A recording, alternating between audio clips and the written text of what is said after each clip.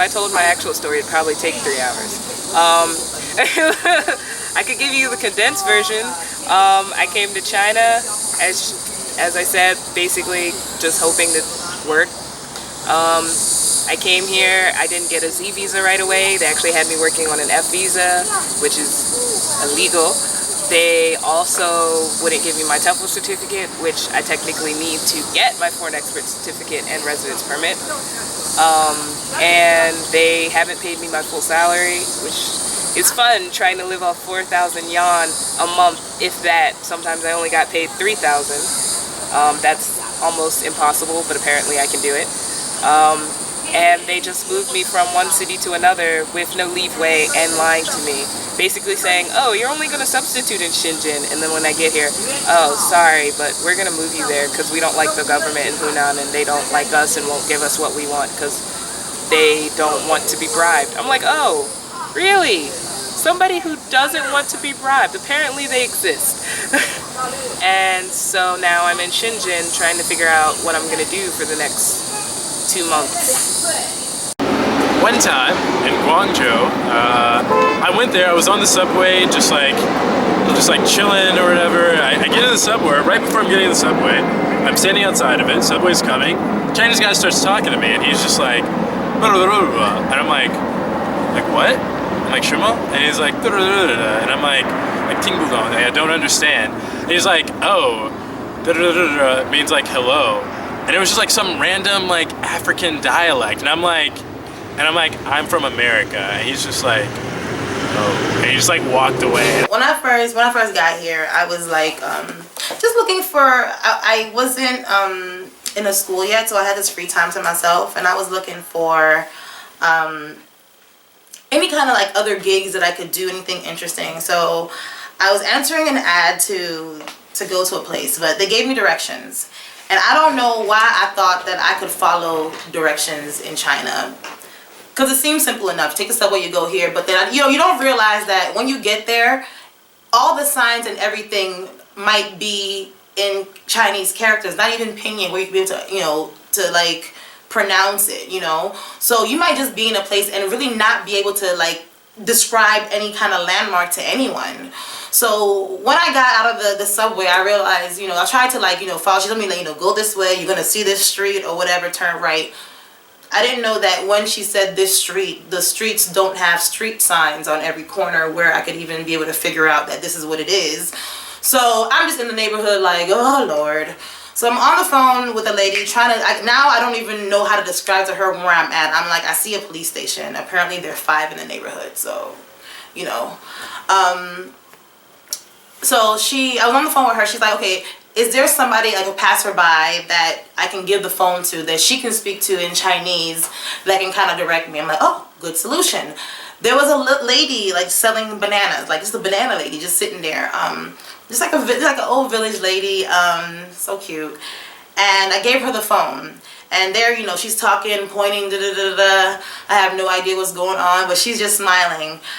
And I'm thinking she's just gonna like tell me, or tell me, whatever, that I'm really, really close by. But she goes to this man across the street, who has this bike. It's literally a bike and a wagon, actually. It's a big wagon. And she goes to him and she takes his bike. And she comes over to where I'm at, and I'm like, okay, all right, well, let's go. I'll follow you. Let's go. Trying to walk. She's like, no, get in the wagon. This lady like rode me like 3.5 blocks to where I had to be. It was complete. It was my first little experience on one of those things in China. It was exhilarating, and I just thought it was so kind of her to go completely out of her way. She left her bananas to take me to my destination. And then she wouldn't take any money when I tried to give it to her. It was just her just helping the foreigner and just being nice. So stuff like that makes me really, really glad. So one things are pretty interesting here are the Chinese bars, Chinese bar clubs. I remember going to one in Bao'an district last month, I think. And in a lot of Chinese bars, of course, they're smoking, they're playing dice, and they're drinking a lot. A lot of them have the habit of having female dancers around. They're not that great at dancing, but they'll just go and they'll do this little dancing thing, and then they'll have singers, a man or a woman, go on stage from place to place singing Western songs as best as they can. Sometimes the words are completely wrong, but you know, whatever. Or singing famous Chinese songs, just entertainment. This one club in particular was a little different for me though, because there was a woman who came on stage in this area where above her there was a shower head, and she was wearing this really thin see-through dress, black bra, black underwear. She's a Chinese woman, and she's doing this little dance, moving around, shaking her hair, kind of doing like a little striptease. The water comes on and it just gets her wet, and she starts pulling down her dress and everything, and I'd never before seen this in China. It was completely different. It baffled me. And I was there with a black guy and his Chinese friends, and she was just looking at the black guy like this, and just all sensual and everything. And then she looks at me too, and she was touching herself, and it was like nothing I've ever seen before. That was an experience. That's probably one of the craziest experiences I've encountered so far of the almost 3 years I've been here. And then she finishes her set, and then 10 minutes later she's DJing. She was one of the DJs too. It was so... I'm gonna give her a round of applause. And she was wearing multi-talented. She was, and she was wearing this sequins bra and underwear as her DJing outfit. She was pretty good though. It was interesting. Interesting night. After a night of, it was actually after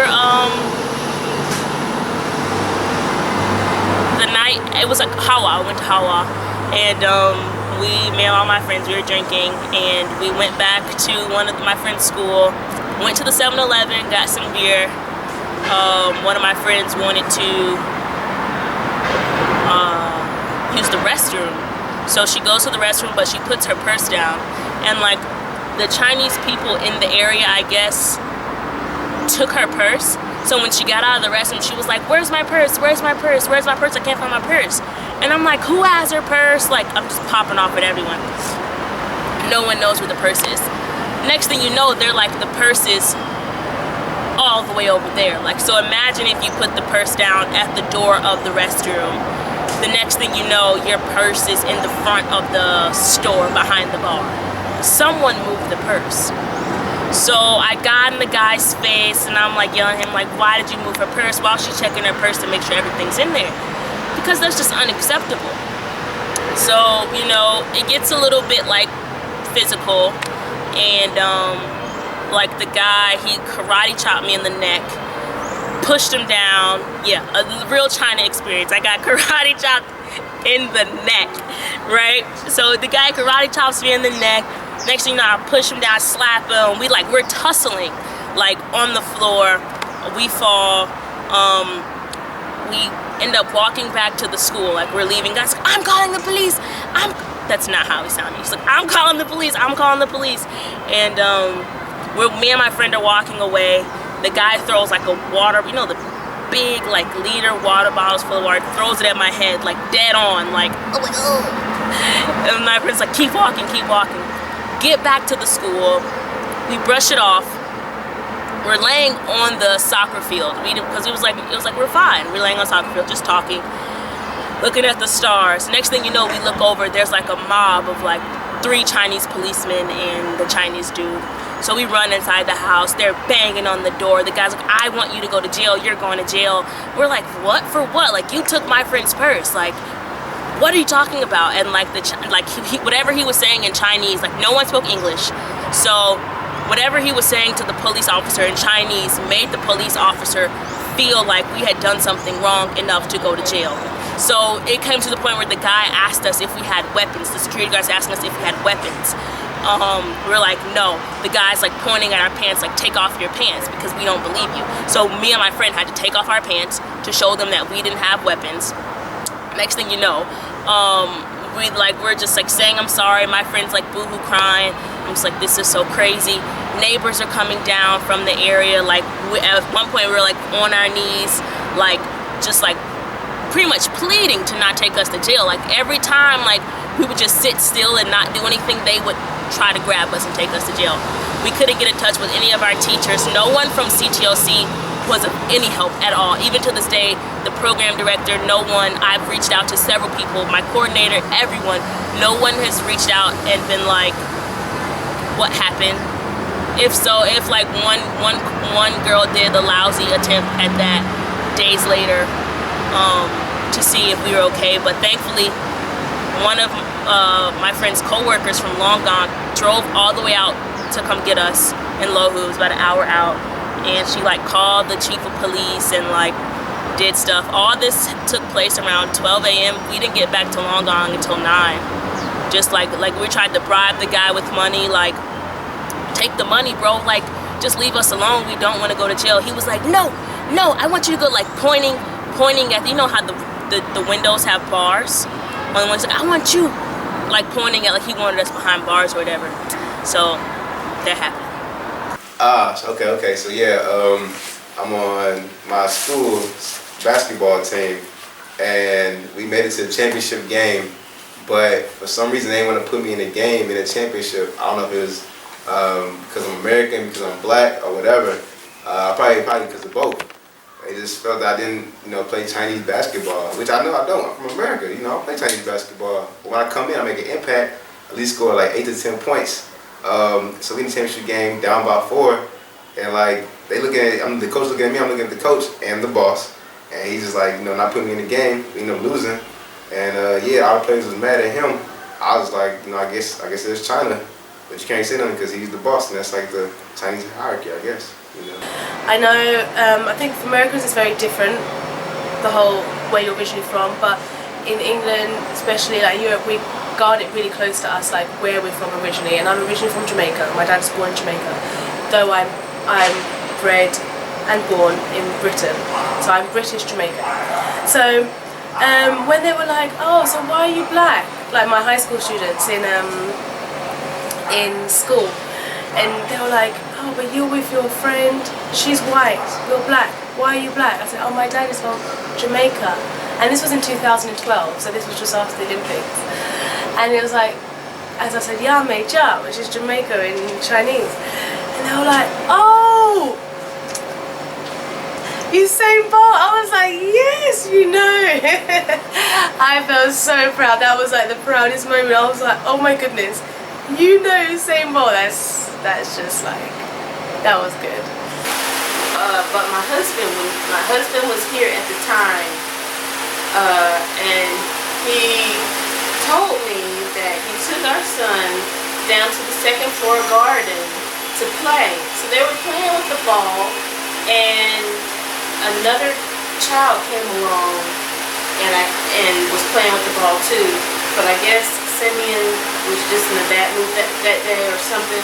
He had never bitten any other children before. But Simeon went and bit this child on the hand, I think. Was it the hand? On the forearm. And so I was at work when this happened. So my husband says that the mother and the grandmother, they came over to him and they were just, I guess, cussing him out in Chinese. He doesn't speak the language, so he didn't know what they were saying. And so he came here to the apartment, and he said they came here again. They knocked on the door and came, and they wanted to know if Simeon had any diseases. They wanted to know if he had been around any dogs. This is what they were telling me, because I was at work when all of this happened. My husband said he's glad I was at work. But he said that they wanted him to pay the medical bill, which was fine, but they never did pursue it. He said that, okay, that they were going to take it. And he didn't break any skin or anything like that. It was just red, just a little bit red on the forearm. But they apparently, I don't know if they did or not, they took the child to the hospital my husband offered to pay the bill, but they never did come back and tell us what the bill was. So I guess one of my favorite stories is how I almost got fired once from teaching English. And this was a very good learning experience. And this comes back to the idea of, as an American, when I sign a contract and I'm supposed to get paid at a certain time, I expect to get paid for the work I have done. So in this case, I haven't gotten paid. And it's been weeks. And so when to confront them, I misuse Chinese language. There's in Chinese something you can say where it goes, 你听我说吧, which means you listen to me. I was a little bit angry and I did it in a forceful way. Trying to force something to happen here won't get you anywhere. Finesse is important. Even if you're in the right, you have to learn finesse to deal with things here. There's always a third way. And after that happened, I found out there's some connections. I almost got fired based on that. So because of that, I learned from my Chinese friend how to keep my job and get my money. And it came from really appealing to the self-pride of my director of the program, you know, and through using that, appealing to his sense of face and honor in a very strategic way, I got my money and I kept my job.